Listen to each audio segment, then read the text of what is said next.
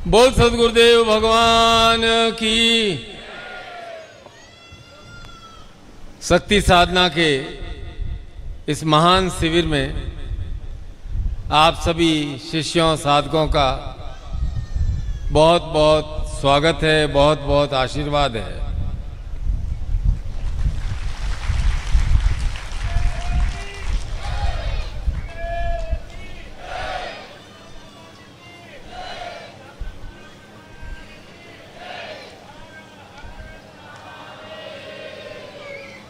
गुरु के शिविर में जो भी शिष्य आता है वह अपने आप में गुरु का ही स्वरूप होता है, क्योंकि शिष्य सदैव गुरु का स्वरूप कहा गया है, गुरु का प्रतिबिंब कहा गया है। शिष्य का व्यवहार, शिष्य की जीवन शैली, शिष्य की बोली देखकर दूसरे लोग अपने आप समझ जाते हैं कि इनका गुरु कैसा है। आपको गुरु का परिचय देने की आवश्यकता नहीं है। जैसा आपका व्यवहार, आपकी वाणी और आपकी जीवन शैली रहेगी, वह आपकी गुरु की पहचान है। आपको कभी भी अपनी तपस्या का, अपनी शक्ति प्रदर्शन का आवश्यकता ही नहीं है, क्योंकि आप हजारों हजारों शक्तिपुंज गुरु का ही स्वरूप हैं और आप सभी गुरुओं को मैं आशीर्वाद देता हूँ।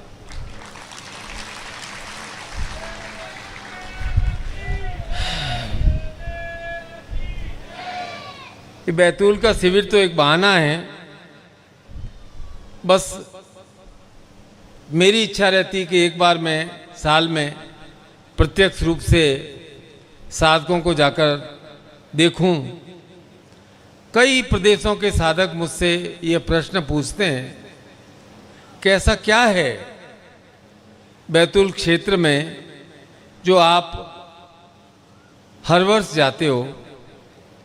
हमारी एप्लीकेशन तो 3-3, 4-4 साल से लगी हुई है और आप ऐसा नहीं कर सकते हो क्या कि एक बार बैतूल का शिविर कट करके हमें शिविर दे दो। हम 4 साल से आस लगाए बैठे हैं, क्या है ऐसा। मैंने कहा देखो भाई, हाथ कंगन को आरसी क्या, पढ़े लिखे को फारसी क्या। विदर्भ के क्षेत्र में आकर स्वयं देख लो। 35 साल से जिस प्रकार से साधक अडिग होकर के कार्य कर रहे हैं, उनकी 2-2 पीढ़ी, 3-3 पीढ़ी अपना अपना कार्य कर रही है, गुरु कार्य कर रही है और विस्तार ही विस्तार हुआ है।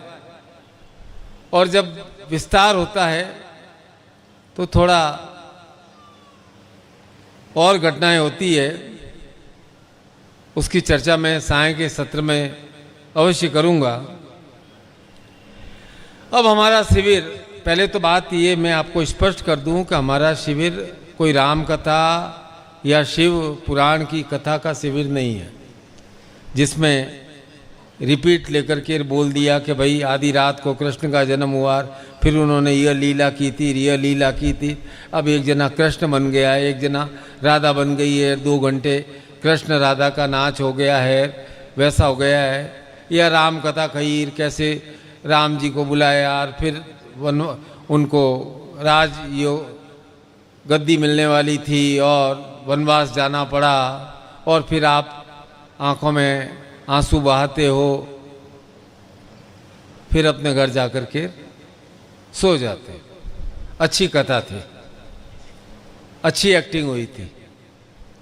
हमारे यहाँ एक्टिंग वैक्टिंग अच्छी, बार बार वही चीज़ रिपीट नहीं होती है।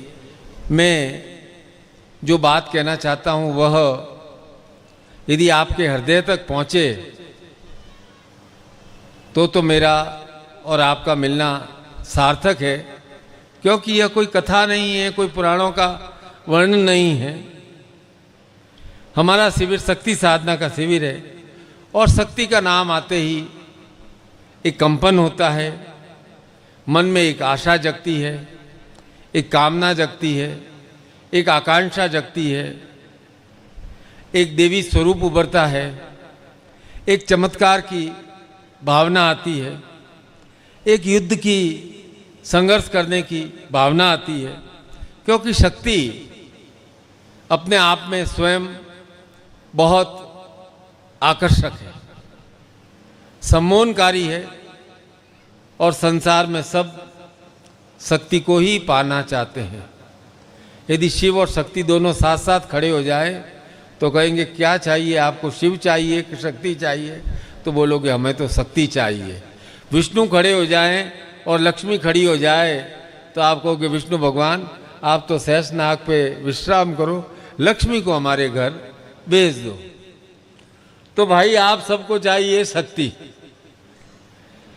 अब शक्ति को क्या जाना है, पहचाना है, या शक्ति शक्ति करते हो?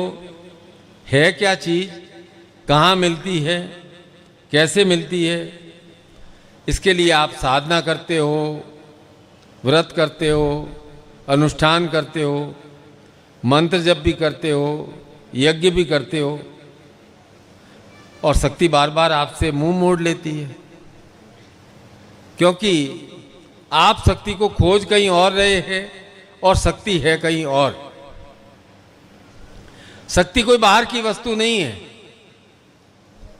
कि आसमान से आई और आपके अंदर प्रविष्ट हो गई। आसमान से तो बिजली चमकती है और जहां गिरती है वहां ध्वंस करती है। शक्ति बाहर की वस्तु है ही नहीं, बाहर की क्रिया है ही नहीं। अब ये तो ऐसी बात हो गई कि शक्ति प्राप्त करने के लिए कोई कह रहा है कि मैं रोज प्रोटीन लूंगा, बी कॉम्प्लेक्स खाऊंगा, बादाम मेवा खाऊंगा, और फिर ज़्यादा कमज़ोर हो जाते हो तो कभी ड्रिप चढ़ा देंगे, शक्ति प्राप्त हो रही है। अरे भाई जो बाहर से आई है उसका प्रभाव कितने दिन रहेगा? 2, 4, 10, 20 दिन। वास्तव में शक्ति तो हमारे भीतर ही है। तो भीतर खोजो। ऐसी कोई वस्तु नहीं है जिसे कहीं से हम उठा करके हमारे भीतर डाल सकते हैं। शक्ति कोई प्रसाद भी नहीं है कि जो आपके हाथ में रख लेगा कि लो भाई ये प्रसाद ग्रहण करो। कोई ऐसी मूर्खता करता है कि भाई दूसरा मुझे कमा करके दे देगा, तो अपनी शक्ति का वह दुरुपयोग कर रहा है। ऐसा नहीं है कि आपके लिए कोई दूसरा कार्य करेगा। शक्ति क्या है? प्रवाहमान है। शक्ति है स्वभाव हमारा। शक्ति है चिरंतन, जो हमारे भीतर निरंतर और निरंतर प्रवाहमान रहती है, पर हम उसे जगाते नहीं। हमें हमारी कैपेसिटी का, क्षमता का अनुमान ही नहीं है, क्योंकि हमने आजमाया ही नहीं।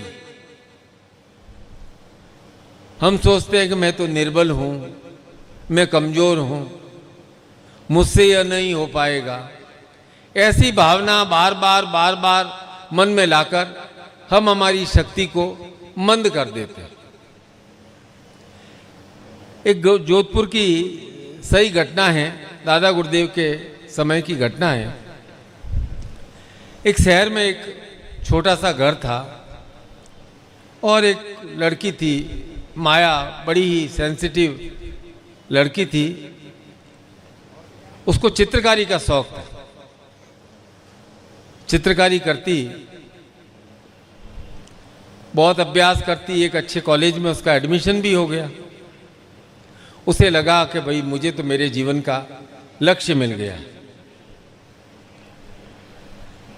तो शुरुआत में उसने बहुत उत्साह से पेंटिंगें बनाई और एक विशेष पेंटिंग बना करके, चित्रकारी करके अपने प्रोफेसर को बताई।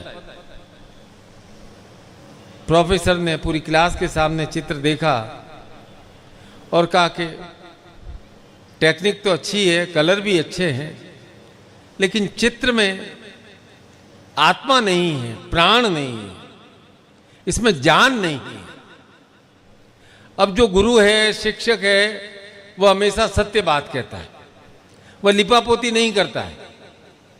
इसलिए उन्होंने स्पष्ट रूप से कह दिया।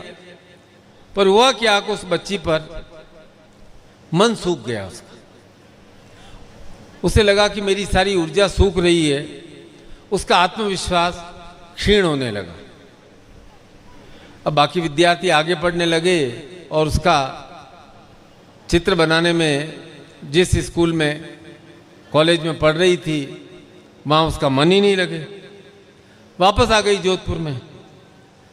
अब उसके माता पिता गुरुदेव के जानकार थे। उस समय कई लोग जोधपुर में गुरुदेव को अपना मार्गदर्शक, दार्शनिक, चिंतक, आत्मिक चिराग मानते थे। गुरुजी गए उसके घर, बच्ची के सिर पे हाथ रखा,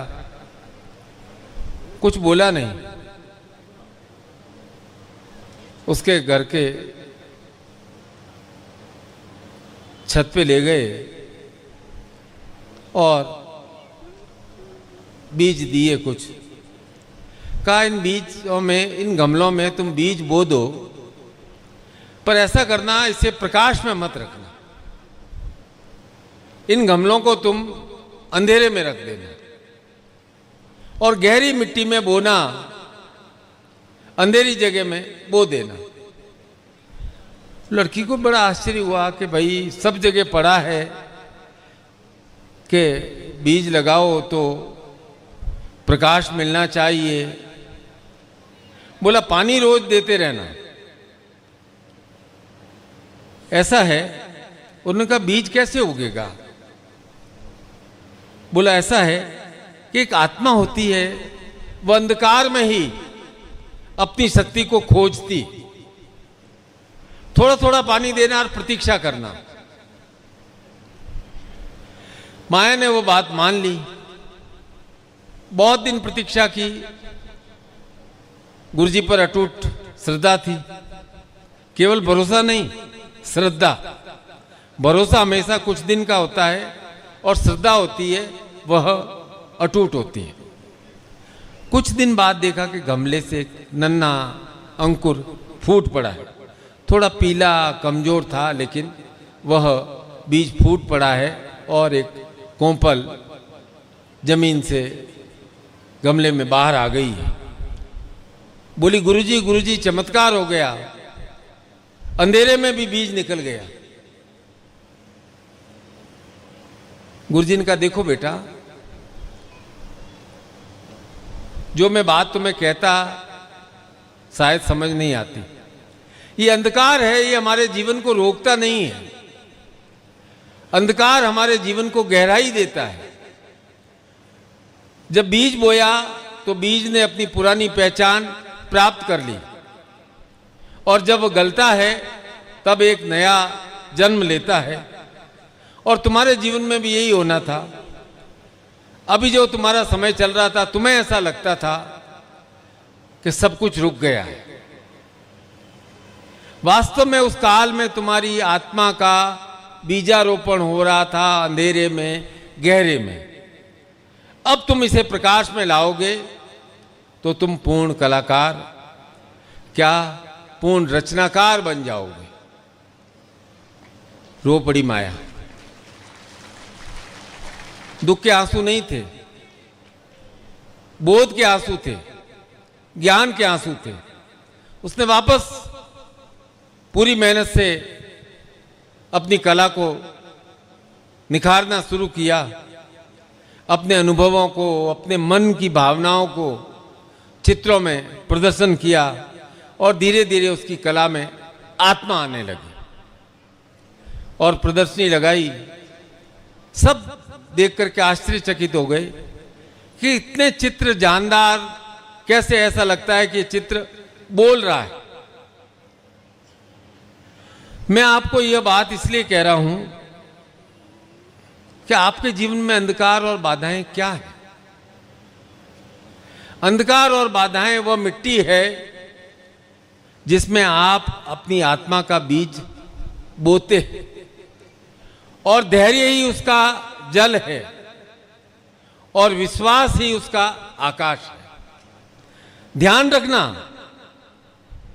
जो अंधेरे से भागा उसने कभी फल प्राप्त नहीं कर सकता है। जो अंधेरे से भागता है वह कभी उग नहीं सकता है। जो अंधेरे में डटा रहता है वह वृक्ष बन जाता है। तो जीवन के अंधकार के क्षण हमें नष्ट करने के लिए नहीं आते हैं, वे हमें और गहराई में भेजते हैं ताकि हम अपनी पूरी क्षमता के साथ विकसित हो सके। लोग मुझसे मिलते हैं, कहते मैं कार्य करना चाहता हूं, कोई सहयोग नहीं देता। मैं उनसे पूछता हूं, क्या तुम अपने बूते पर कार्य करना चाहते हो या दूसरे के बूते पर कार्य करना चाहते हो? मैं साफ साफ पूछता हूं, तुम एक बेल बनना चाहते हो या एक वृक्ष बनना चाहते हो? दूसरे के सारे खड़े हुए तो एक बेल बन करके जीवन भर उस वृक्ष के लपटे रहोगे या जीवन पे जमीन पर बढ़ते रहोगे। खुद के बूते पर जब तुम अंधकार अर्थात बाधाओं से लड़कर बड़े होगे तो तुम्हारी स्वयं की पहचान होगी। इसलिए सदैव याद रखना कि दूसरों से प्रशंसा मिले नहीं मिले ये आपके जीवन में कभी महत्वपूर्ण होना ही नहीं चाहिए। जब कार्य करके आपके स्वयं की आत्मा को, आपके स्वयं के मन को प्रसन्नता प्राप्त हो, जो प्रसन्नता आप स्वयं अपने आप को प्रदान करते हैं, वह क्षण आपके जीवन में विशेष शुभकारी होता है, आपका कल्याण करने वाला होता है, आपको प्रसन्नता देने वाला होता है। जब हम बाह्य आंखों से देखते हैं ना, तो हमें सब में कमियां नजर आती है, क्योंकि हमने कहीं पढ़ लिया है कि कोई भी आदमी पूर्ण नहीं है। पर मैं कहता हूं अंतर्मात्मा की आंखों से हम एक क्षण अपने भीतर भी तो झांक करके देखें कि कहीं हमारे अंदर थोड़ी कुटिलता, थोड़ा छलावा, थोड़ा असत्य तो नहीं है। जिस दिन हमने अपनी गलतियों को, अपनी कमियों को स्वयं देखकर सुधारना प्रारंभ कर दिया, सारा जगत अपने आप ठीक हो जाता है, अपने आप ठीक हो जाता है। हमें दूसरों को नहीं देखना है, हमें अपने आप को देखना है। यह शक्ति साधना का पहला चरण है। अब लोग कहते हैं कि गुरुजी बाधाएं क्यों आती हैं?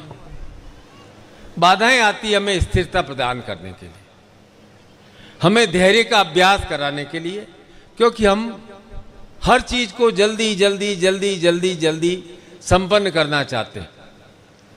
तो कठिन समय में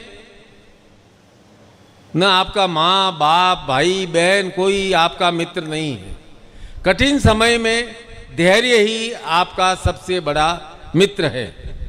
आप विकास करना चाहते हैं तो निश्चित रूप से बाधाएं आएंगी, अंधकार आएगा। मुश्किल परिस्थितियों से जब हम गुजरते हैं तब याद करो कि मुझे वो अवसर प्राप्त हुआ था कि मैं अपने आप को और अधिक बेहतर बनाऊं। मुश्किल परिस्थितियां इसलिए तो आती हैं कि मैं अपने आप को और अधिक श्रेष्ठ बनाऊं, और अधिक बेहतर बनाऊं।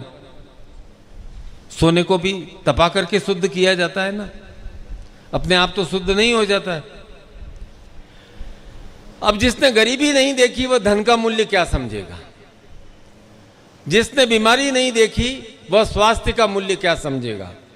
जिसने विद्या अर्जित नहीं की, ज्ञान अर्जित नहीं किया, वह ज्ञान का मूल्य क्या समझेगा? जिसने शक्ति को अर्जन नहीं किया वह शक्ति का मूल्य क्या समझेगा? और जिसने सदगुरु की शरण नहीं ली, सदगुरु को आत्मसात नहीं किया, वह भला गुरु के महत्व को क्या समझेगा?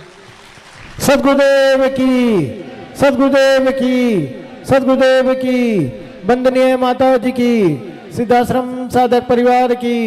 ओम हर हर। इसलिए गुरु हमेशा धैर्य शक्ति प्रदान करते हैं।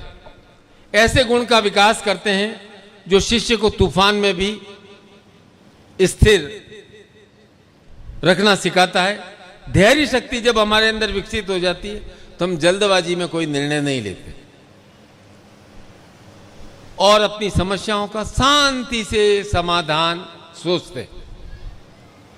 शांति कब आवश्यक है? जब बाधाएं आए। धैर्य कब आवश्यक है? जब बाधाएं आए। उस समय जल्दबाजी में लिया गया निर्णय आपको पूरे जीवन पीड़ा देगा। उस समय धैर्य के साथ लिया हुआ जीवन आपको बाधाओं से पार उतार देगा और जीवन भर आनंद प्रदान करेगा।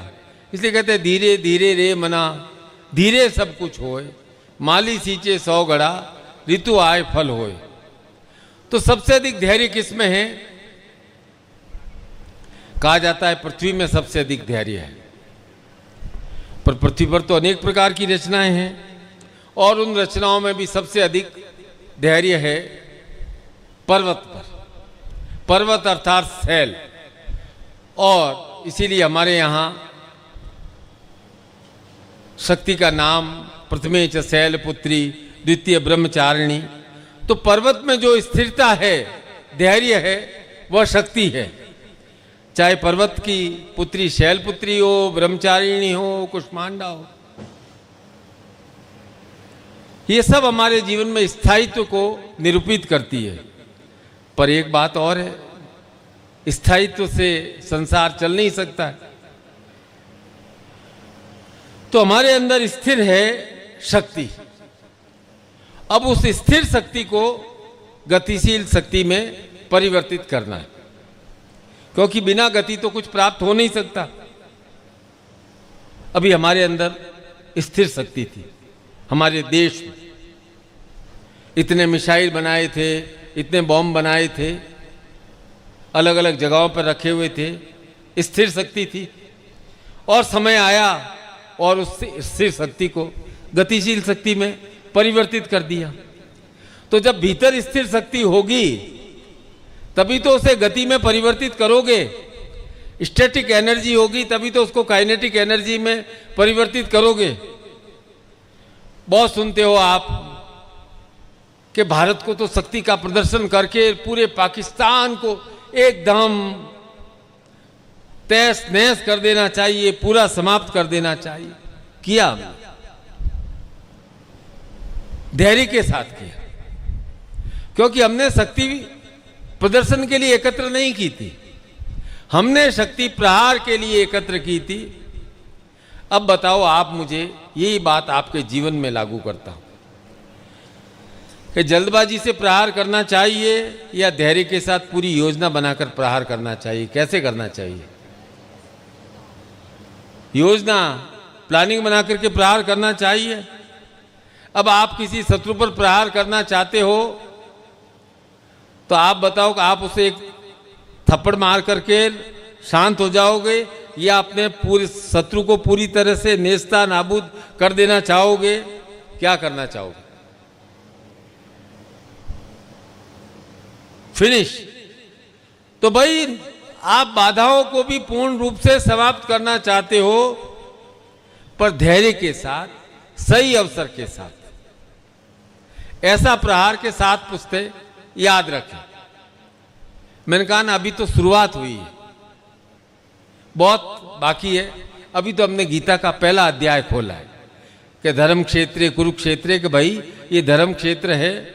अभी तो 10वें अध्याय तक पहुंचते पहुंचते हमारा विराट स्वरूप पूरे संसार को दिख जाएगा और हमारे शत्रुओं को देख जाएगा कि हमारा देश 10वें अध्याय तक, भगवान ने 10वें अध्याय तक विराट स्वरूप नहीं समझाया, 10वें अध्याय तक उसको समझाते रहे, अर्जुन समझाते रहे, ऐसा कर, ऐसा कर, ऐसा कर।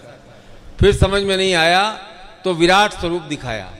तो मैं कहता हूं अभी तो फिल्म शुरू हुई है। क्या किया हमने? नदी का प्रवाह रोक दिया। अब जल प्रवाह ही कमजोर हो गया तो उसकी तो आंतरिक शक्ति अपने आप ही एकदम 10% हो गई। 10 साल में हमने इतने बांध बना दिए और अगले 10 साल में इतने बांध बना देंगे। जब हमारी इच्छा हुई वहाँ सूखा ले आएंगे, जब हमारी इच्छा हुई वहाँ बाढ़ ले आएंगे। ये हमारे ऊपर निर्भर करेगा कि हम उसके साथ कैसा व्यवहार करना चाहते हैं। शांत रहेगा तो हम कुछ नहीं करेंगे, नहीं शांत रहेगा। हमारे पास केवल ब्रह्मोस ही नहीं है, हमारे पास जल की भी बहुत बड़ी शक्ति है। यह है चाणक्य की युद्ध नीति। तो उनके द्वारा प्रदत्त सिद्धांतों से जो राज्य कार्य करता है उस राज्य का सर्वाधिक विकास होता है।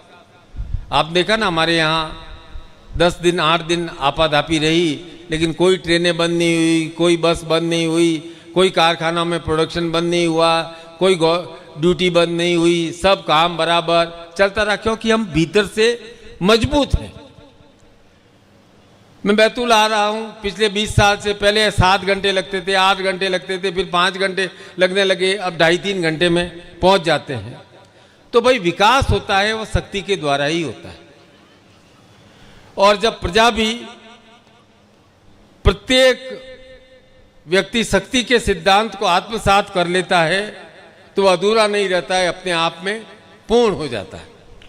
करो शक्ति का विकास, क्योंकि शक्ति का विकास किए बिना जीवन में गति नहीं है, जीवन में विकास नहीं है। केवल बाहुबल में शक्ति है ही नहीं, कल भी मैंने कहा था।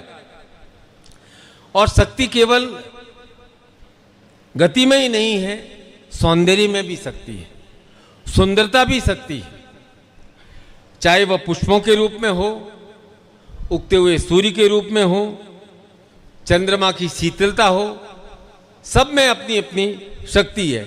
एक कलाकार की कल्पना हो, एक वैज्ञानिक की बुद्धि हो, वह भी शक्ति का स्वरूप है। एक माँ की ममता है, वह भी शक्ति का स्वरूप है। एक सैनिक का साहस है, वह भी शक्ति का स्वरूप है। मेरी बात बहुत ध्यान से सुनना। कोई माँ अपने रोते हुए शिशु को चुप करा देती है, 2 थपकी धीरे धीरे दे करके, वह भी शक्ति का स्वरूप है। कोई छात्र कठिन से कठिन परिस्थिति में भी अपनी पढ़ाई नहीं छोड़ता है, वह भी शक्ति का स्वरूप है। कोई स्त्री कष्ट सह करके भी मुस्कुराती है, वह शक्ति ही है, वह शक्ति ही है। कोई माता 9 महीने गर्भ में बालक को रहकर उसे जन्म देती है, कष्ट होती है, वह शक्ति ही है, वह शक्ति ही है। शक्ति की महिमा आपने जान ली, और हमें यह मालूम है कि सबसे सर्वशक्तिमान ईश्वर है।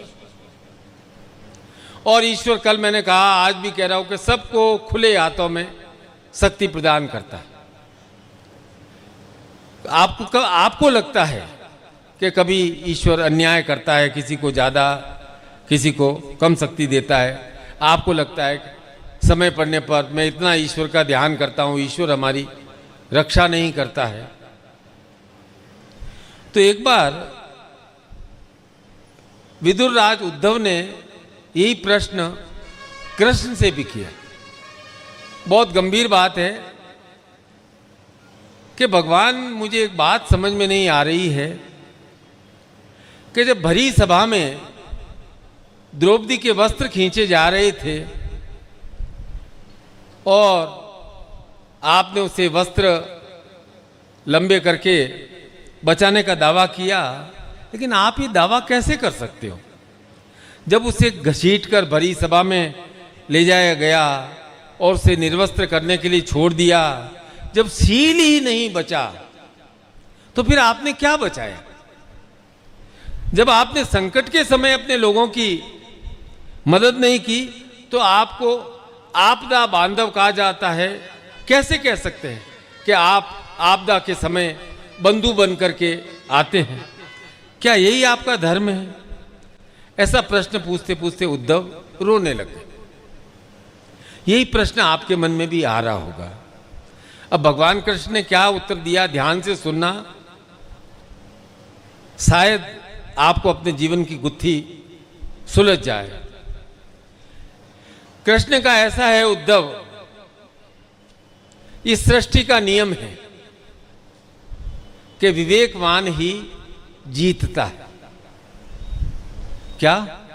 जिसमें विवेक होता है वही जीवन में विजय प्राप्त करता है।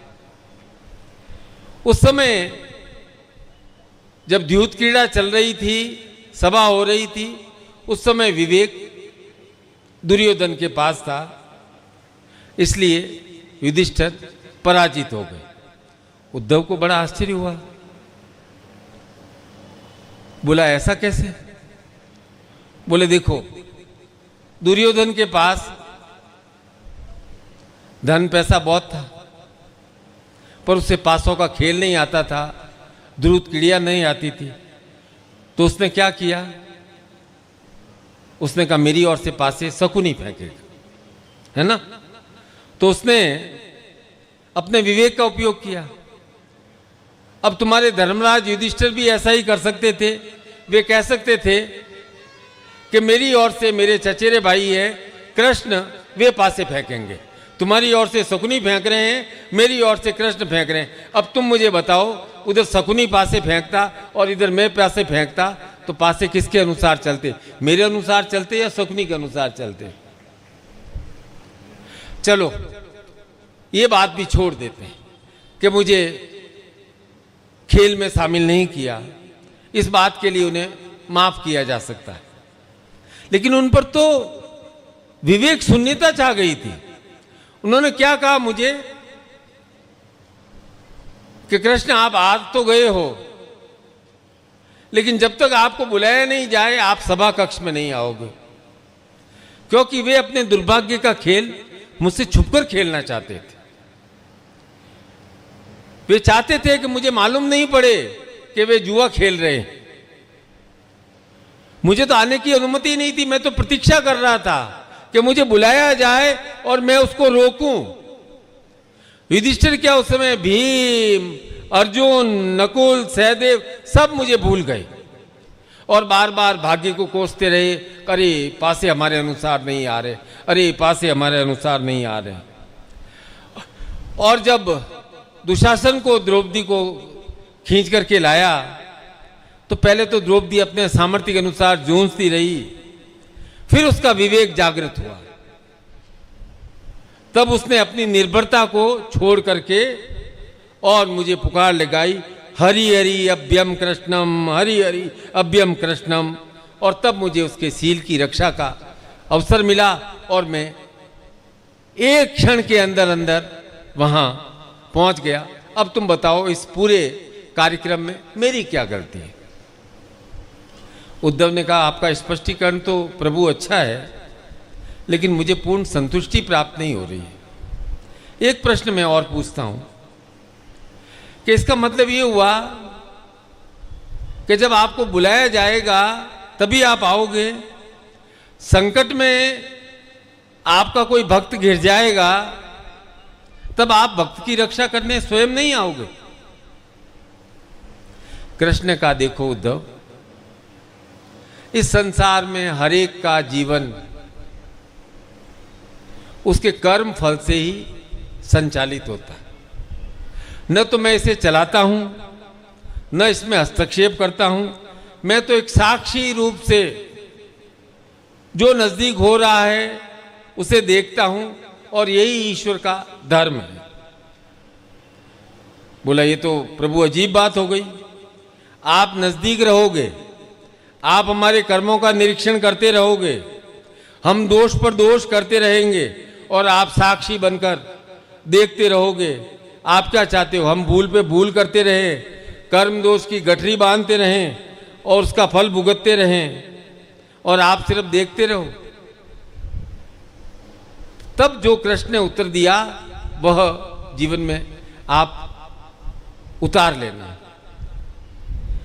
कृष्ण का जब तुम यह समझ लोगे कि साक्षी रूप में मैं हर पल साथ में हूं, हर पल तुम्हें देख रहा हूं, तब तुम कोई गलत कार्य करोगे ही नहीं, गलत कार्य कर ही नहीं सकते।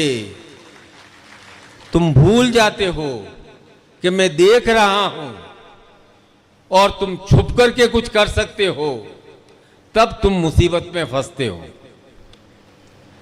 तो गुरु भी भाई साक्षीभूत है, तुम्हारे दैनिक जीवन में, तुम्हारे दैनिक कर्म में कोई हस्तक्षेप नहीं करते। लेकिन जिस क्षण आप समझ जाते हो, करे गुरु तो मुझे हर क्षण देख रहे हैं, गुरु मेरे हृदय में हैं। तब आप अपना कर्म सत्यता के साथ, ईमानदारी के साथ, निष्ठा के साथ, शुद्धता के साथ करोगे और इस प्रकार के श्रेष्ठ कर्मों से ही आपके चरित्र का निर्माण होगा, आपके जीवन का निर्माण हो।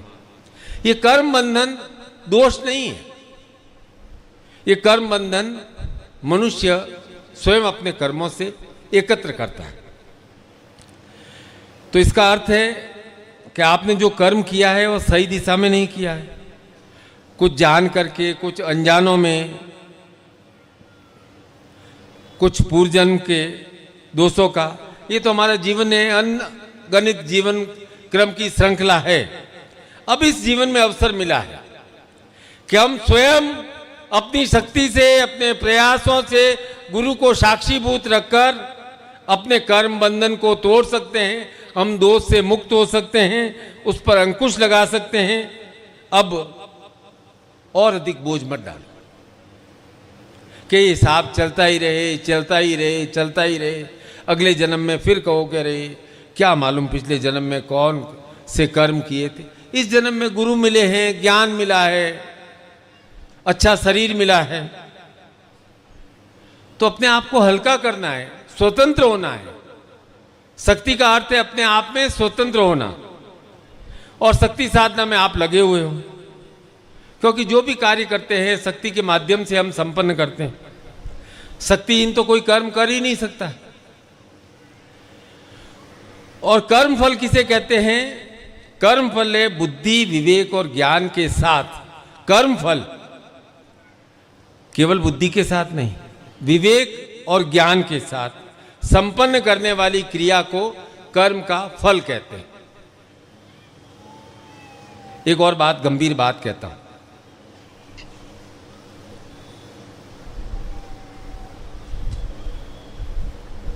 कर्म फल और परिणाम में बहुत अंतर है। आपका बेटा कौन सी क्लास में पढ़ता है? हैं? 9th में पढ़ता है। तो 9th में उसका रिजल्ट आता है, वह परिणाम कहलाता है या फल कहलाता है? हैं? परिणाम कहलाता है। और 9th, 10th, 11th ग्रेजुएट करके कंपटीशन एग्जाम देके नौकरी प्राप्त करेगा, वह क्या कहलाएगा? फल। तो परिणाम और फल में मालूम डिफरेंस पड़ गया। आप एक माला मंत्र जप करते हो और कहते हो कि मुझे तत्काल फल प्राप्त हो, पॉसिबल कैसे? वो संभव ही नहीं है। पर ऐसे 1000 परिणाम जुड़ते जुड़ते जुड़ते जुड़ते फल बनता है। एक दिन में तो पेड़ पे भी फल नहीं लगता है ना।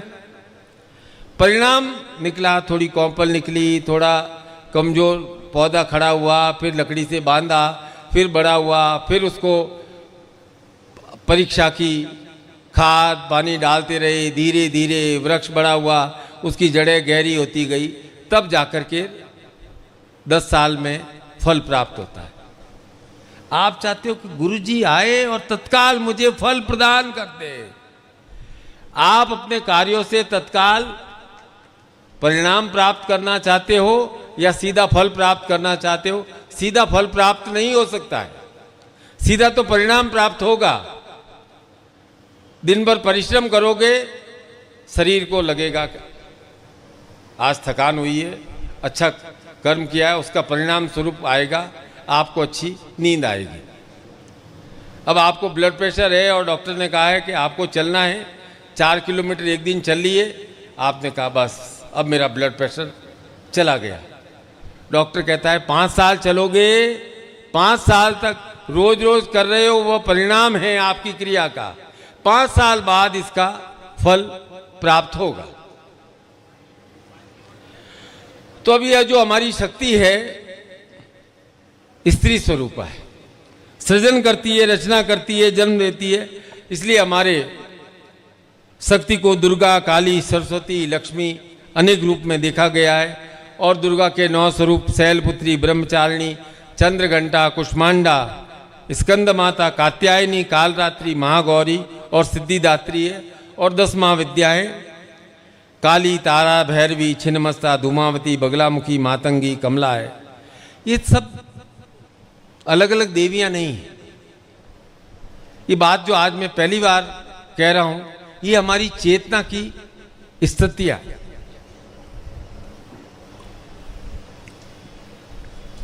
शास्त्रों में जो स्वरूप दिखाए हैं, ये केवल बाहरी पूजा का स्वरूप नहीं है, हमारी अंतर चेतना का स्वरूप है। हम रोज रोज नित्य नित्य किसी न किसी रूप से कोई न कोई देवी के रूप में जीते हैं, शक्ति के रूप में जीते हैं।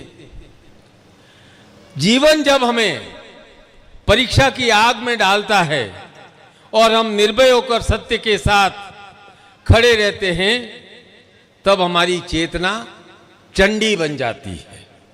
वह चेतना, वह उग्रता, जो निर्णायक भाव हमारे ऊपर उभरता है, वह हमारा चंडी स्वरूप है। जब हम विवेकतापूर्ण सोचते हैं, जिज्ञासा से सोचते हैं, ज्ञान प्राप्ति के लिए निरंतर आगे बढ़ते हैं, तब हमारे भीतर सरस्वती, हमारी भीतर की सरस्वती प्रकट होती है। जब हम सीखते हैं, विचार करते हैं, चिंतन करते हैं, तो देवी सरस्वती हमारी जिह्वा पर और हमारी बुद्धि पर निवास करती है। जब हम गृहस्थ जीवन की उलझनों में भी अपने आप को संतुलन बनाए रखते हैं और अपने लोगों की, अपने परिवार की भलाई में अपनी संतुष्टि खोजते हैं, तब हम लक्ष्मी के रूप में कार्य करते हैं। इसलिए लक्ष्मी केवल धन की अधिष्ठात्री नहीं है, लक्ष्मी स्वास्थ्य, संतुलन और मधुर व्यवहार की अधिष्ठात्री है। और जिस घर में कटुता, कलह रहती है, मधुर व्यवहार नहीं रहता है, वहाँ लक्ष्मी का वास होता ही नहीं है। जहाँ मधुरता है, वहाँ लक्ष्मी का वास है। और जब तुम अपने आत्मा की गहराइयों में उतरते हो, तब तुम तारा स्वरूप बन जाते हो। जब तुम अपने भीतर की वासनाओं का रूपांतरित करते हो, तब तुम त्रिपुर भैरवी बन जाते हो। जब तुम संसार के मोह को भेद कर निर्विकल्प में प्रवेश करते हो, तब तुम कालिका शक्ति बन जाते हो। जब तुम अपने वचनों से, कार्यों से दूसरों को स्तंभित कर देते हो, तब तुम बगलामुखी बन जाते हो। तुम्हारा व्यक्तित्व प्रभावशाली बन जाता है। ये बगलामुखी शक्ति का साकार स्वरूप है। जब तुम अपने भीतर के तंत्र को प्रबल बनाते हो, अपनी शक्ति के अवगाहन को, अपनी इड़ा, पिंगला, सुषुम्ना को एक प्रवाह में बहाते हो, तब तुम धूमावती बन जाते हो। यह है त्रिशक्ति का समन्वय। यह शक्ति के रूप में हम नित्य नित्य जीते हैं। हमारे अंदर सरस्वती शांत हो गई, इसका मतलब हमारी बुद्धि और विवेक समाप्त हो गया। हमारे अंदर का शौर्य समाप्त हो गया, असत्य का साथ दे दिया, हमारी चंडी शांत हो गई। हम अपनी आत्मा की गहराइयों में नहीं उतरे, हमारी तारा अंतर ध्यान हो गई। हमारे अंदर स्तंभन करने की शक्ति नहीं आई, इसका मतलब है हमारी बगलामुखी शक्ति मंद हो गई। तंत्र के संबंध में मैं कहूंगा, तंत्र का मतलब आपने क्या समझा है? मुझे बार बार तंत्र के बारे में बोलना पड़ता है। तंत्र क्या है? टोना टोटका है, पूजन मंत्र जप है। कोई कभी किसी पैर में काला धागा बांधते हो, कभी सोचते हो कि मुझे नजर लग गई। अरे भाई, या तो घर के अंधेरे में कैद हो जाओ, बाहर निकलोगे तो लोग आपको देखेंगे ही देखेंगे। तो नजर लग गई तो क्या आपके विरोधी में ऐसी शक्ति है? और यदि आपके अंदर ऐसी शक्ति है कि नजर लग जाए, तो फिर हम युद्ध शस्त्र चलाए नहीं। आप में से 50 तांत्रिकों को इंडिया पाकिस्तान के बॉर्डर पे खड़ा कर दे और कहे कि काला धागा फेंको, डोरा फेंको, एक वो बीज फेंको, हुम करके फेंको, वो धराशायी हो जाएंगे। ऐसा होगा क्या? नहीं होगा ना। बार बार शास्त्रों ने साफ साफ शब्दों में कहा है, तनोति त्रायति इति तंत्र, अर्थात जो फैलता है, जो बचाता है, वह तंत्र है। तंत्र का अर्थ है अपनी शक्ति का विस्तार, और तंत्र का अर्थ है शक्ति विस्तार। शक्ति विस्तार का माध्यम है गुरु पर विश्वास, देव पर विश्वास और स्वयं पर विश्वास। अब आप साधना करते हो, मुझे बात बताओ, जब कोई देवी की साधना करते हो, धूमावती की साधना करते हो, यंत्र के सामने, चित्र के सामने, तो आपके मन में क्या आता है? आपके मन में यह आता है कि केवल यंत्र या केवल चित्र नहीं है, ये प्रत्यक्ष धूमावती देवी है जिसके साथ में वार्तालाप कर रहा हूं, जिसका मैं मंत्र जप कर रहा हूं। तब तो आपकी शक्ति साध्य होगी, गुरु द्वारा दिया गया शक्तिपात सार्थक होगा। अब आपने गुरु का चित्र घर में लगा दिया है, ये तो फोटो लगा हुआ है यार, और उसके सामने बैठ करके खैनी भी खा रहे हो, ड्राइंग रूम में चित्र लगा हुआ है, और टेबल मेहमान आ गए और आप आ गए हो, और शराब की गिलास भी लगी हुई है, वो तो गुरुजी का फोटो लगा हुआ है। क्या है, गुरुजी देख थोड़ी रहे। जिस दिन आपको आभास हो जाएगा अरे गुरुजी तो मुझे देख रहे हैं, तो आप गलत कार्य कर सकते हो। वास्तव में बैठे हैं, वास्तव में मुझे मेरी पल पल की क्रिया को देख रहे हैं, तब तुम कोई गलत काम कर सकते हो क्या? जब तुम चित्र को चित्र समझ लेते हो, उसे देवता नहीं समझते हो, उसे गुरु नहीं समझते हो, और फिर कहते हो गुरुजी 1.25 लाख का पुरुषचरण कर दिया लेकिन सफल नहीं हुआ। अरे भाई, तंत्र है उच्च कोटि की विद्या, एक विज्ञान जिसमें जीवन की सभी समस्याओं का प्रामाणिक हल है। नपा तुला और तकनीक से लेखांकित करने वाला तंत्र मार्ग है। तो साधक को समस्याओं के सामने नतमस्तक नहीं होना सिखाता है। तंत्र नहीं सिखाता है बाधाओं के सामने नतमस्तक हो जाओ, वह तो सिखाता है कि समस्याओं पर प्रहार करना है और अधिक परिश्रम करना है। अब 2 ही मार्ग हैं आपके सामने, या तो आप संतोष कर लो, या आपको जो चाहिए उसके लिए संघर्ष करो। मैं तो आपको साफ साफ कह रहा हूं, और कोई तीसरा मार्ग है ही नहीं। या तो जो मिला है ठीक है ना, दाल रोटी चल रही है, एक बिछौना है, सो जाते हैं, चले जाते हैं, काम पे आ जाते हैं, क्या करना है। या फिर मुझे ये प्राप्त करना है तो उसके लिए संघर्ष करना पड़ेगा, चाहे कैसी भी बाधाएं आ जाए। 1000 तरह की बाधाएं आती है, बाधाओं का कोई स्वरूप नहीं होता है। एक वो कीड़ा होता है ना इतना बड़ा, जो सांप को भी लपेट देता है, जिसके चारों तरफ कांटे कांटे लगे होते हैं। भौरा नहीं होता है वो, जमीन पे है, नेवला नहीं होता है बेटा, जिसके चारों तरफ कांटे लगे गेंद की तरह होता है। तो बाधाओं के भी उसी तरह से 1000 मुंह हैं। अब मालूम ही नहीं पड़ता है इसका मुंह कहाँ है, किधर प्रहार किया जाए, तो बाधाएं भी किसी भी रूप में आ सकती है। अच्छा, संसार में शक्तिशाली प्राणी कौन है? शेर, चीता, हाथी, भालू, लोमड़ी, मगरमच्छ नहीं है शक्तिशाली? है कि नहीं है? है ना?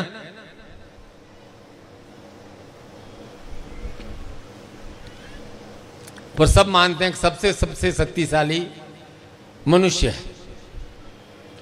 जब जब मनुष्य के मन में इच्छा जगी और क्रिया और ज्ञान का सहयोग दिया, वो और अधिक शक्तिशाली बन गया। वो जानता था कि मैं आकाश में नहीं उड़ सकता हूं, तो उसने क्या किया, अपनी बल और बुद्धि और ज्ञान लगाया और हवाई जहाज का आविष्कार कर दिया। लो, मैं अब पक्षियों से तेज उड़ सकता हूं, साउंड से भी तेज उड़ सकता हूं, अब मेरा कौन पक्षी पीछा कर सकता है। उसे मालूम था कि मैं चीते सा तेज दौड़ नहीं सकता हूं, तो उसने धीरे धीरे धीरे धीरे करके कार का आविष्कार कर लिया, जो कि 160 किलोमीटर 200 किलोमीटर की रफ्तार से भी दौड़ सकती है, वो चीते से भी तेज दौड़ सकता है। उसे मालूम था कि मेरी आंखें रात के अंधेरे में देख नहीं सकती है, उल्लू की तरह देख नहीं सकती है। तो उसने नाइट विजन कैमरे का आविष्कार कर लिया कि जिससे कि वह रात को भी देख सके। उसे मालूम था कि भाई मेरे शरीर में व्याधियां आएंगी, तो उन्होंने कहा कि व्याधियां आती किस लिए है और उसका निराकरण कैसे किया जाए। तो उन्होंने अपनी बुद्धि से, ज्ञान से उसके जड़ में जाकर के पेनिसिलिन का आविष्कार किया, धीरे धीरे और आविष्कार किया। और अब आपको खुद को इतना मालूम पड़ गया, अरे बुखार आ गया है, चलो कोई बात नहीं, क्रोसिन ले लेते हैं। अरे उस क्रोसिन का आविष्कार करने के लिए वैज्ञानिकों ने 50-100 साल रिसर्च किया, तब जाकर के आपकी क्रोसिन बनी। और अब आपको लगता है, तो हमने कहा कि बुखार आ गया, कोई बात नहीं। तो भाई यह है महामृत्युंजय का भाव। जब मनुष्य ने समझ लिया कि मैं समय पर अपना शरीर का स्वास्थ्य का ध्यान रखूंगा और उसे बराबर औषधि देता रहूंगा, उचित खान पान प्रदान करता रहूंगा, तो मेरे अंदर महामृत्युंजय भाव सदैव सदैव स्थापित रहेगा। मैं 100 वर्ष की आयु प्राप्त करूंगा। यह है महामृत्युंजय का भाव। तो यह सब मनुष्य की इच्छा, ज्ञान और क्रिया से ही संभव हुआ, क्योंकि आप अपनी शक्ति का असीम विस्तार कर सकते हो। अभी कल मैंने पढ़ा कि शायद एमपी की घटना है या महाराष्ट्र की घटना है कि एक लड़के का यूपीएससी का रिजल्ट आया और उस समय वो अपनी बकरियां चरा रहा था। वो घुमंतू जाति के थे और उसकी यूपीएससी में 532वीं रैंक आई। और तो क्या विद्या अध्ययन करने में उसकी जाति ने रोका? उसके पालन पोषण ने रोका? वह भी उतना ही था। उसने कभी विचार नहीं किया कि मैं गडरिया जाति से हूँ, कि मैं भैंसदेही में रहता हूँ, कि मैं वहाँ रहता हूँ, आमला में रहता हूँ, कहाँ रहता हूँ, मैं छोटे गांव में रहता हूँ। किताबें सबके पास एक जैसी है, कंप्यूटर सबके पास एक जैसा है। इसका मतलब है शक्ति सबके पास एक जैसी है। उस शक्ति को जो विस्तारित करेगा ज्ञान के साथ, विवेक के साथ, वह जीवन संघर्ष में विजयी रहेगा। हम क्या है, सनातनी हिंदू हैं, व्यर्थ के उत्पाद से बचते हैं। अच्छा बताओ, आपके घर में चूहे आ जाए तो आप क्या करते हैं? बोलो बोलो। हैं? दवाई रखते हो। पर मम्मी ने बोल दिया कि भाई जीव हत्या तो नहीं करनी है, आप तो अहिंसावादी हो। ऐसे क्या? पहले तो होता था कि चूहा दिखा, डंडा मारा, पूंछ पकड़ा और बाहर फेंक दिया। अब आप रह गए अहिंसावादी। तो आपने दो ही उपाय है, या तो चूहे मारने की गोलियां रखो या फिर चूहे मारने वाला पिंजरा रखो। यही है ना, दो ही उपाय है आपके पास। अब आप ठहरे अहिंसावादी के नहीं यार, मारेंगे तो नहीं यार, जीव हत्या करेंगे, पाप लगेगा, जीव हत्या नहीं करते हैं। चाहे मच्छरों को मारने के लिए आप वो लगा देते हो, क्या लगाते हो मच्छरों को? ऑल आउट लगा देते हो, तब आपको जीव हत्या का नहीं आता है, क्योंकि वो आपको एकदम काटते हैं ना, खून आपका एकदम पीते हैं, तब आपके दिमाग में नहीं आता है कि ऑल आउट लगा दूंगा तो 100 मच्छर मर जाएंगे। उस समय सोचते हैं मच्छर तो दिख नहीं रहा है ना, मर जाएगा तो मर जाएगा, लेकिन चूहा तो कुतर रहा है। अब इसको इतना बड़ा चूहा दिख रहा है, इसको मारूं तो पाप लगेगा, पाप लगेगा। क्योंकि अपने पाप को तो आपने क्या किया, पिंजरा ले आए। अब पिंजरे में एक हुक होता है, रोटी का टुकड़ा लटका दिया या कोई चीज़ अंदर रख दी। चूहा होता है लालची। अब चूहा उसमें फंस जाता है। सुबह आपको मालूम पड़ जाता है कि अब चूहा फंस गया है। अब आप चूहे का पिंजरा ले करके सोचा यार घर के पास छोड़ा तो वापस घर में आ जाएगा। दूर लेके जाते और वो पिंजरे की जाली होती है, उसको ढक्कन को उठाते हो। अब आश्चर्य की बात क्या होती है कि चूहा बाहर निकलता ही नहीं। आप कहते हो चूहा बाहर निकल जा, चूहा बाहर निकल जा। अब चूहे, दरवाजा खुला है, चूहा निकल नहीं रहा, वो पिंजरे में ही बैठा है दुबक करके। हुआ क्या कि रात भर वो पिंजरे में बैठा था, उसने निकलने की बहुत कोशिश की, बहुत प्रयास किया, फिर उसने सोच लिया कि मैं तो निकल ही नहीं सकता हूं। जब आपने अपने घर से दूर छोड़ा, तब उसके मानस में तब तक बैठ गया था कि मैं तो पिंजरे से बाहर निकल नहीं सकता हूं, मैं पिंजरे के बाहर निकल नहीं सकता हूं, इसलिए वह दुबका बैठा रहा। तब किसी ने कहा कि पिंजरे के ऊपर जोर जोर से लाठी से ठकठकाओ, तब उसे लगेगा कि प्रहार हो रहा है, तब यह निकल करके भागेगा। और तब वह चूहा पिंजरे से निकल करके भाग गया। बाहर निकलते ही एकदम सरपट ऐसे भागा, स्वतंत्र हो गया। आपने भी ऐसा सोच लिया पिंजरे में बैठे बैठे कि मैं तो निकल ही नहीं सकता हूं, मैं तो निकल ही नहीं सकता हूं। तो ठकठकाने वाला गुरु आपके जीवन में आ गया है कि तुम स्वतंत्र हो सकते हो, तुम स्वतंत्र हो सकते हो, स्वतंत्र हो सकते हो। ये गुलामी होती है, ये मानसिक होती है। जब हर व्यक्ति जागेगा तो राष्ट्र जागेगा। अब ठकठकाने वाले आ गए हैं, उधर दिल्ली में भी आ गया है, मध्य प्रदेश में भी आ गया है, और आपके जीवन में भी आ गया है। जागो जागो जागो, स्वतंत्र हो, स्वतंत्र हो। ये चूहे वाली मानसिकता त्यागनी पड़ेगी कि मैं क्या कर सकता हूं। आपके पास शरीर है, बुद्धि है, ज्ञान है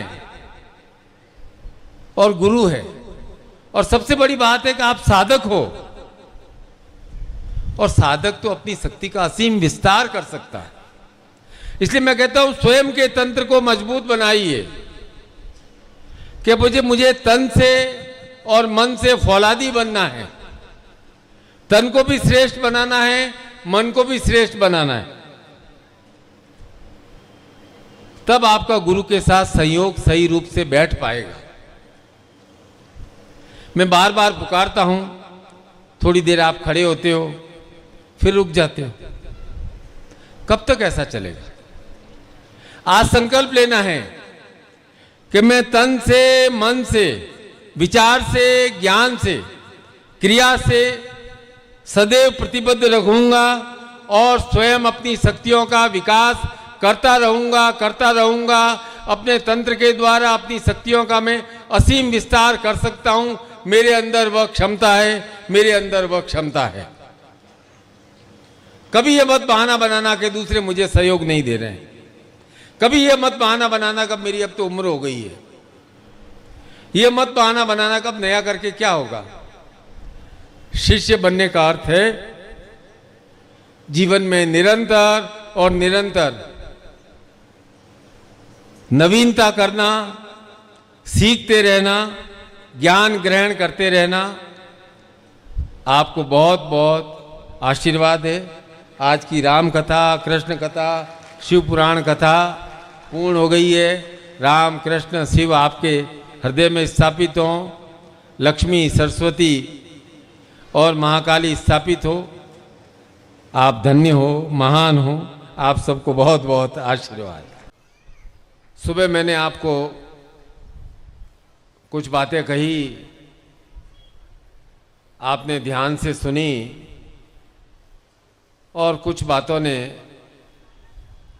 आपके मन में हलचल अवश्य मचाई होगी कि केवल भक्ति ही नहीं चाहिए, साथ में शक्ति का संयोग भी होना आवश्यक है। कई बार अति भक्ति मनुष्य को कायर बना देती है, जबकि भक्ति का वास्तविक भाव है कि हम किसी भी बात का श्रेय अपने आप में न लें और यह समझें कि यह ईश्वरीय कृपा से, ईश्वरीय सहयोग से कार्य हुआ है। यह भक्ति का मूल भाव है। भक्ति का मूल भाव यह नहीं है कि प्रभु मैं निर्बल हूँ, अबल हूँ, मेरे काम आप संवार दो। भक्ति का मूल भाव है कि मैं कर्म कर रहा हूँ, जो भी परिणाम प्राप्त हो रहे हैं वे मुझे अच्छे फल की ओर ले जा रहे हैं। मैं धैर्य के साथ, संयम के साथ कर्म कर रहा हूँ, क्रिया कर रहा हूँ, अपने परिवार का पालन पोषण कर रहा हूँ, अपने बच्चों को अच्छे संस्कार, अच्छी पढ़ाई देने का प्रयास कर रहा हूँ और मधुर बात करने का प्रयास करता हूँ, चाहे वह घर परिवार में हो और चाहे ऑफिस में हो, चाहे पियर में हो, चाहे ससुराल में हो। आपकी मधुर व्यवहार आपकी एक ऐसी ढाल बन जाती है जिस पर कोई प्रहार नहीं कर सकता है।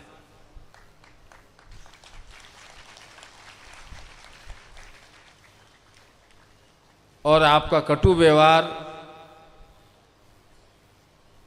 जब जब आप मन में कुछ कटुता का भाव करते हैं तब तब आपके शरीर में एक रासायनिक प्रक्रिया होती है जिससे आपके बॉडी सेल्स को ही तकलीफ पहुंचती है। तो पहला कार्य है शरीर की रक्षा करना, और शरीर की रक्षा का अर्थ है हमारा शरीर मजबूत हो, बलवान हो, आरोग्य वर्धक हो। पर कई बार हमारे यहाँ बहुत उल्टा हो जाता है। पतियों को मैं विशेष रूप से कहता हूँ, आपको एक दिन बुखार आ जाता है तो आप ऑफिस की छुट्टी ले लेते हो, और पत्नी को बुखार आ जाता है तो आप कह देते हो कि क्रोसिन ले ले, डोलो ले ले, घर के काम तो करने ही पड़ेंगे। ये तो भाई ठीक नहीं है ना। आप जितना काम करते हो उससे 10 गुना अधिक काम आपकी अर्धांगिनी, आपकी शक्ति संपन्न करती है, और फिर भी उसके चेहरे पर मुस्कुराहट रहती है। और कभी क्रोध आ भी जाता है तो वह तीव्रता है शक्ति की। आप साधना करते हो, पर मैं कहता हूँ केवल दीपक जलाने से काम नहीं चलेगा। साधना वह है जब तुम देवी को अपने अंदर अनुभव करो, उस चंडी को, उस सरस्वती को, उस लक्ष्मी को और उस महामृत्युंजय भाव शिव को। मैं स्पष्ट रूप से कहता हूँ जितने भी शिष्य हैं सब में शक्ति है। किसी में थोड़ी सुप्त है, किसी में तंद्रा में है, और किसी में पूर्ण रूप से जागृत है। ऐसा है कि एक बीज होता है, उस बीज को देख करके कोई कह नहीं सकता है कि इसके अंदर इतना विशाल वृक्ष हो सकता है। लेकिन जब उस बीज को बोते हैं और अच्छा खाद पानी देते हैं तो वह विशाल वृक्ष बन जाता है। तो यह समझो हमारे भीतर भी शक्ति के बीज हैं। हमें कर्म के द्वारा, साधना के द्वारा, अपने ज्ञान के द्वारा, अपने विवेक के द्वारा उन्हें जागृत करना है। और शक्ति कब मंद होती है? जब हम अपनी तुलना दूसरों से करने लग जाते हैं। वह जीवन में सफल इतना अधिक हो गया, इतना आगे बढ़ गया, ऐसा हो गया, मैं पीछे रह गया। जैसे ही आप तुलना करते हो, आपकी शक्ति के ऊपर एक पानी पड़ जाता है, वह मंद हो जाती है। आपके जैसा संसार में, स्वयं को अनुभव करो कि मेरे जैसा संसार में कोई नहीं, ईश्वर ने बनाया ही नहीं। मेरे जैसा संसार में 800 करोड़ 8 अरब व्यक्तियों में एक भी एग्जैक्टली मेरी कार्बन कॉपी नहीं है। मुझे संसार में ईश्वर ने विशिष्ट बनाया है और मुझे अपने उस विशिष्टता का और अधिक विकास करना है। यह मनुष्य का, साधक का धर्म है।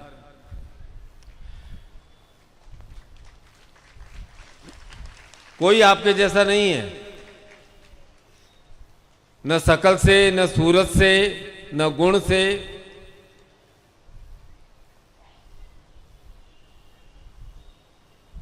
बिल्कुल आप अपने आप में एक, आप अपने माँ बाप की जैसी शकल वाले थोड़े बहुत हो सकते हैं, लेकिन 100% कार्बन कॉपी नहीं हो। आपके बच्चे भी आपके जैसे थोड़े बहुत दिख सकते हैं, 80% दिख सकते हैं, लेकिन उनके भी गुण धर्म अलग अलग होते हैं। तो शक्ति साधना में पहला कदम है स्वयं को स्वीकार करना। जैसा भी हूं, मैं ठीक हूं, मैं अच्छा हूं और मैं और अच्छे करने के लिए प्रयास करूंगा। कभी भी जिंदगी में इन्फिनिटी कॉम्प्लेक्स मत लाना। 2, 4, 10 बाधाएं आ गई और अपने आप को आपने स्वीकार नहीं किया तो पीड़ा आपको ही होगी। और संसार में बहुत कटु कहावत है कि सुख बांटने के लिए 100 आ जाते हैं, दुख बांटने के लिए कोई नहीं आता। दूसरा है स्वयं को साधना, अर्थात अपने विचारों को, अपने भावों को एक सूत्र में पिरोना, अर्थात अपनी शक्ति को छिन्न भिन्न होने से बचाना। और प्रत्यक्ष उदाहरण है, मोबाइल देखते हुए खाना बना सकते हो आप अच्छे से। एक तरफ इंस्टाग्राम चल रहा है, इधर रोटी बेल रहे हो और सेक रहे हो, नहीं चल सकता है ना। जब जो काम कर रहे हैं उस पर पूरी तरह से एकाग्र होना पड़ता है। पढ़ रहे होते हैं तो पढ़ने के लिए एकाग्र होना पड़ता है।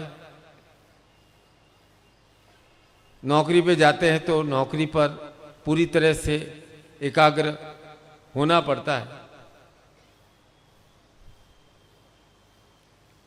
जो आपका मित्र बना करके आविष्कार किया था मोबाइल का, वह अब आपका शत्रु बन गया। वह बार बार घंटी करके मैसेज आते रहते हैं और आप अपने काम से विचलित हो जाते हो। एक टाइम फिक्स कर लो कि दिन भर के मैसेज होंगे, शाम को 6 से 6:30 बजे या 5 बजे फ्री होऊंगा, तब आधे घंटे के अंदर देख लूँगा। अभी शीला ने फ़ोन किया या मनसुख ने फ़ोन किया या रामलाल ने फ़ोन किया। रामलाल ने अपनी सुविधा के अनुसार फ्री बैठा था, आपको फ़ोन कर दिया। अब आप काम कर रहे हो और क्या हालचाल है, मोदी जी क्या कर रहे हैं। अरे भाई, मोदी जी जो कर रहे हैं वो मोदी जी काम कर रहे हैं, आपको काम क्या करना है अभी वो इम्पोर्टेंट है। कि नहीं, मैंने सोचा थोड़ा पॉलिटिकल डिस्कशन आपसे कर लेते हैं, इसलिए फोन कर लिया। आपको अपना कार्य करना है, आप अपना कार्य करेंगे तो आपको ही सिद्धि प्राप्त होगी, आपको ही सफलता प्राप्त होगी, और सफलता का फल आपको ही प्राप्त होगा, आप ही उसका स्वाद लेंगे। और साधना का तीसरा चरण है अपने आप को समर्पित करना। अब समर्पित किसे करें? उस परम सत्ता को जिसे शिव कहा गया है, शिवा कहा गया है, हम दुर्गा कहते हैं, ईश्वर कहते हैं, या सत्य कहते हैं, जो हमारे अंतर्मन में निहित शक्ति है। मेरी बात को बार बार इस शिविर में पहली बार कह रहा हूं कि आप शक्ति को प्राप्त नहीं करते हैं, आप अपनी शक्ति को आपके भीतर है, उसे आप प्रज्वल बनाते हैं, प्रज्वल बनाते हैं, प्रज्वल बनाते हैं। शक्ति आपके भीतर है। आप शक्ति हो, आप शक्ति हो, इस वचन को कभी मत भूलना। जब आप यह जान लेते हो तब कोई भी भय बाधा आपको रोक नहीं सकती है। इसलिए शक्ति प्रार्थना में यही श्लोक है, या देवी सर्वभूतेषु, सब भूतों में, या देवी सर्वभूतेषु शक्ति रूपेण संस्था। ये शक्ति, ये आपकी महान कृपा है कि आप सारे व्यक्तियों में शक्ति रूप में स्थापित है। न आप मंदिर में हैं, न किसी पूजा स्थान में हैं, न देवालय में हैं, आप सभी प्राणियों के अंतर्मन में शक्ति के रूप में विराजमान है। उस शक्ति को मैं नमस्तस्ये नमस्तस्ये नमस्तस्ये नमो नमः कहता हूँ। शिष्य और गुरु का शक्ति का मिलन ही शक्तिपात है, और उस शक्ति को अपने साथ एकाकार कर देना है, और एक मिलकर 11 होते हैं। 1 और 0 मिला देंगे तो अभी 10 हो जाएंगे। तो चाहे 10 बनो, चाहे 11 बनो, गुरु रूपी सत्ता के साथ, ईश्वर रूपी सत्ता के साथ एकाकार हो जाओगे तो जीवन में अभय प्राप्त होगा, निर्भय होंगे। और ये सोचना कि बाधाओं का तो क्या है, आती जाती है, आती जाती है, आती जाती है, आती जाती है। क्योंकि संसार में ऐसी कोई बाधा आज तक बनी ही नहीं जिसका समापन नहीं होता हो, समाप्ति नहीं होती। ऐसी कौन सी बाधा है? आप अपने जीवन, चाहे आप 15 साल के हो, चाहे आप 80 साल के हो, कि कौन सी ऐसी बाधा आई जिसको आप पार नहीं कर सके? उन सारी बाधाओं को आपने 100% पार करके आप अपने जीवन के जिस मुकाम में है, उस मुकाम में पहुंचे। कोई समय में लगता था अरे बाधा बहुत बड़ी है,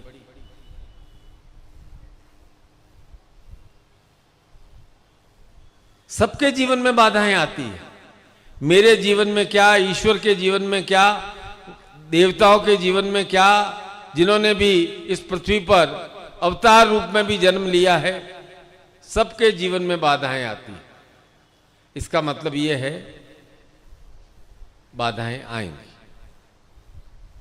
और हम उनको, उस पर विजय अवश्य प्राप्त करेंगे।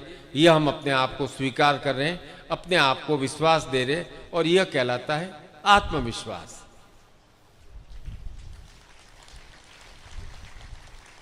जो आत्मविश्वास से चलता है वही अपने जीवन को सर्वोत्तम रूप से भोगता है। ईशावास्योपनिषद का पहला श्लोक है कि हम इस संसार के भोगों को पूर्ण रूप से भोगें और किसी भी दूसरे के धन की लालसा नहीं करें। वेद कह रहे हैं कि जो संसार को भोगता है,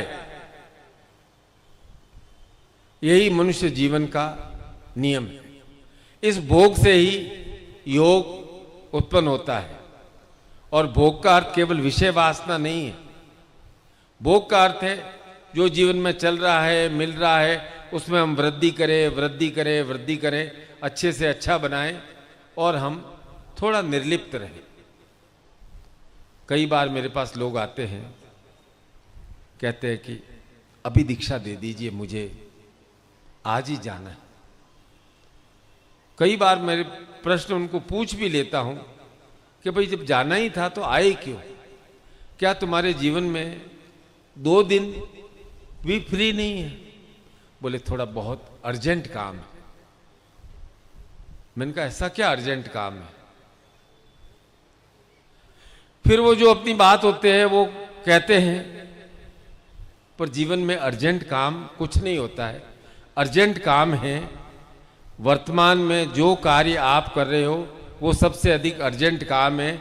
उस काम को आप अच्छी भली भांति संपन्न करें, वह सबसे महत्वपूर्ण काम है।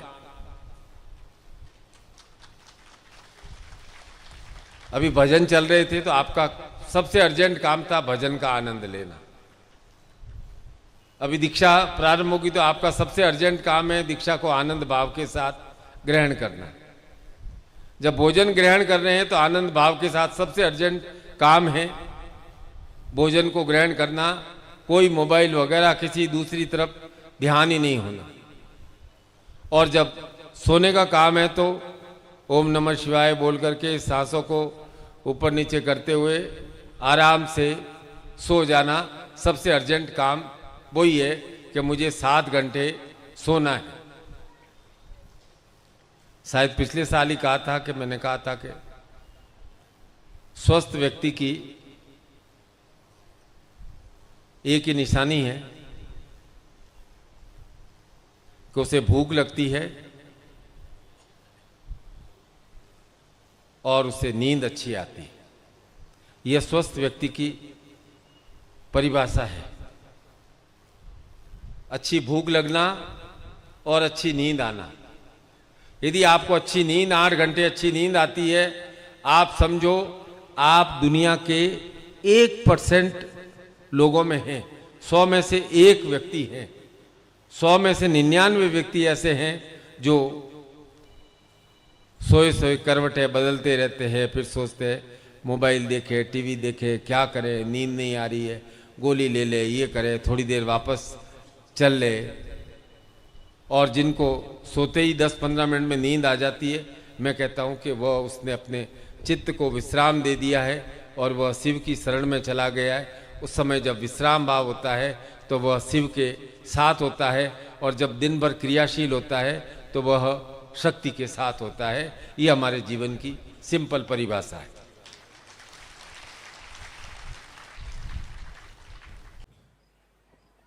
यह महानतम शिविर संपूर्णता की ओर अग्रसर है और अब मैं स्पष्ट रूप से अपनी कुछ बात कहना चाहता हूं। जिस प्रकार एक साधक को, व्यक्ति को जीवन में गुरु की आवश्यकता होती है, उसी प्रकार गुरु को भी निरंतर और निरंतर शिष्य की आवश्यकता रहती है। इसीलिए सहनो भवतु सहनो भुनक्तु सवीर्यम करवावहे, यह श्लोक बना कि हम गुरु और शिष्य एक दूसरे को तेजस्विता प्रदान करते रहें।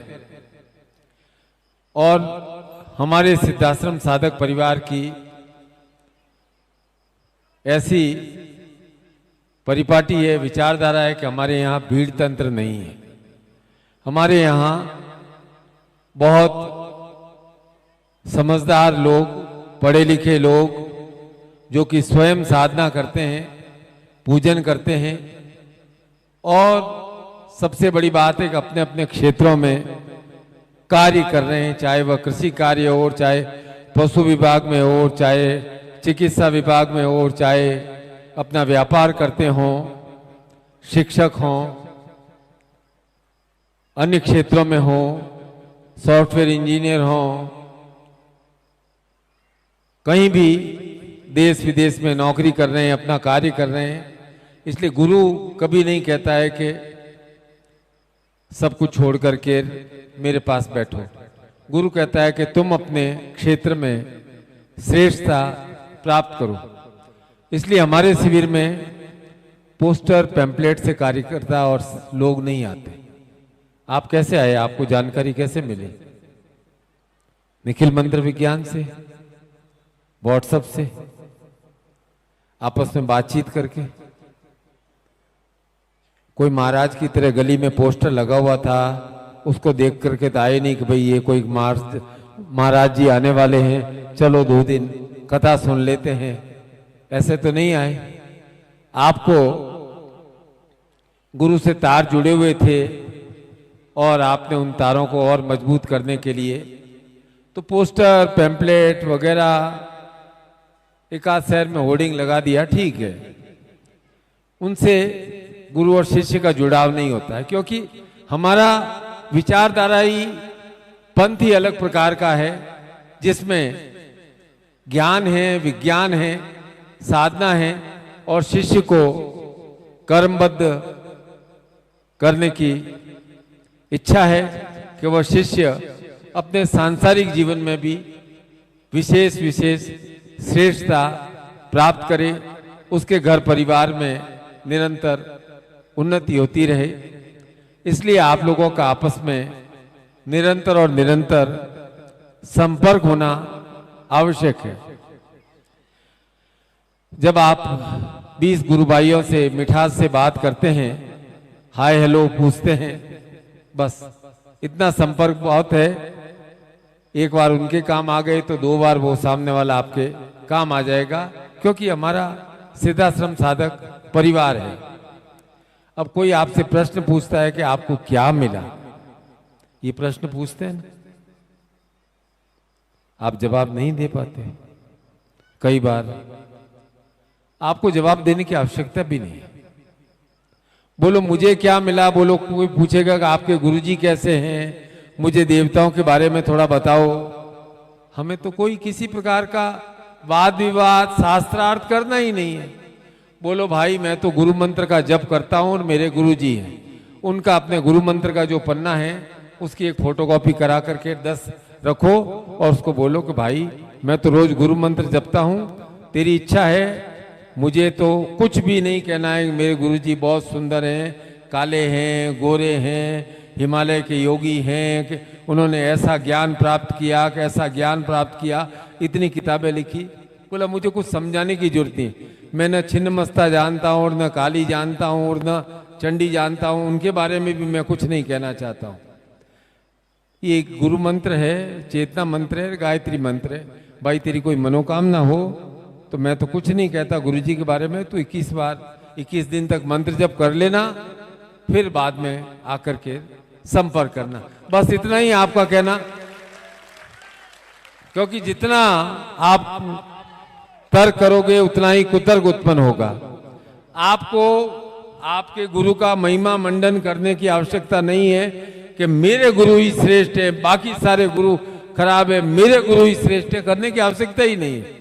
आप तो कहो भैया तेरी इच्छा हो, तेरी कोई मनोकामना हो, मन ही मन बिना किसी को बताए हुए ये गुरु मंत्र जप लेना, कोई जरूरत नहीं है किसी माला वगैरह की, ऐसे ही जप लेना, बस आपको इतना ही करना है और संपर्क करते रहना है। कोई चमत्कार का मंत्र नहीं कि मैंने गुरु साधना की और 7 दिन में मुझे गड़ा खजाना मिल गया, ऐसे पैम्पलेट पोस्टर बांटने की भी आवश्यकता नहीं है कि मेरा खोया भाई मिल गया और मैंने 7 दिन गुरु मंत्र जप किया और आकर के नौकरी वाला आकर के कहा ये लो नौकरी ले जाओ। अरे भाई नौकरी लगने के लिए कंपटीशन का एग्जाम देना पड़ता है, 2 बार परीक्षा देनी पड़ती है, फिर इंटरव्यू होते हैं, फिर सिलेक्शन होता है। ऐसे तो नहीं होगा ना, क्या हो जाएगा? कर्म करने से होगा। तो मैं सभी मध्य प्रदेश के साधकों को इस बैतूल शिविर के माध्यम से आशीर्वाद देता हूं कि आपके जीवन में कर्म शक्ति सदैव और सदैव विराजमान रहें, और जो महिलाएं हैं वे अपने बच्चों को स्वयं आरती करेंगी और उस आरती का मतलब समझाएं, गुरु मंत्र का मतलब समझाएं, उनमें गुरु मंत्र की आदत डालें। चाहे वे देश विदेश में नौकरी करते हैं तो बोला बेटा कुछ नहीं है, तो चल एक गुरुजी का चित्र तो अपने रूम में अवश्य रखना। इतना भी आप संस्कार दे दोगे तो आगे तो अपने आप गुरु की शक्ति से संस्कार उसमें डेवलप अपने आप हो जाएंगे, क्योंकि गुरु की शक्ति असीम है, बहुत विस्तारित है, अपने आप विस्तारित होती है। उसके लिए किसी को पुश करने की आवश्यकता नहीं रहनी है। आपके मन में श्रद्धा की भावना होनी चाहिए कि मुझे यह कार्य करना है, और जब शिविर हो तो अपने अपने क्षेत्र में कार्य की जिम्मेदारी ले लें कि भाई मैं ये कार्य करने में 15 तो कार्य होते हैं, टेंट का, भोजन का और ठहरने का, और क्या कार्य होते हैं? फोटो का, पानी का और शौचालय का, 7-8 ही काम है। और घर घर यहाँ झंडा रैली तो निकालनी है नहीं, अपने को जुलूस निकालना है नहीं, पैम्पलेट बांटने हैं नहीं, फोन पे बात करनी है, व्हाट्सएप पे बात करनी है, और क्या करना है? 10 कामों में से थोड़ी थोड़ी भी सारी जिम्मेदारी अपने आप ले लेंगे तो सब काम अपने आप हो जाएगा। मेरे कहने की आवश्यकता नहीं रहनी चाहिए, तुम ये काम करो, तुम ये काम करो, तुम ये काम करो। यदि आपकी भक्ति है तो वह भक्ति समर्पण से युक्त होनी चाहिए, उसमें अहंकार नहीं होना चाहिए। ये 20 लोग सेवा निखिल वाले समिति वाले आए, मैं तो स्पष्ट कहता हूं कि मेरे को यदि वापस पूछा जाए तो 20 के नाम भी याद नहीं है, और जिन्होंने माल्यार्पण किया मैं स्पष्ट रूप से कह रहा हूं, लेकिन वे धन्य है कि वे निरंतर और निरंतर, कोई 10 साल से, कोई 15 साल से, कोई 20 साल से, कोई 40 साल से काम कर रहे हैं। इन शिष्यों के, आप लोगों के कारण ही गुरु का नाम धन्य है। इसलिए मैं आपको विशेष विशेष शुभकामनाएं और आशीर्वाद देता हूं। आराम के साथ चरण स्पर्श करना है और फिर प्रसाद ग्रहण करना है। आप सबको बहुत बहुत आशीर्वाद, शिविर की बहुत बहुत शुभकामनाएं, बहुत बहुत आशीर्वाद।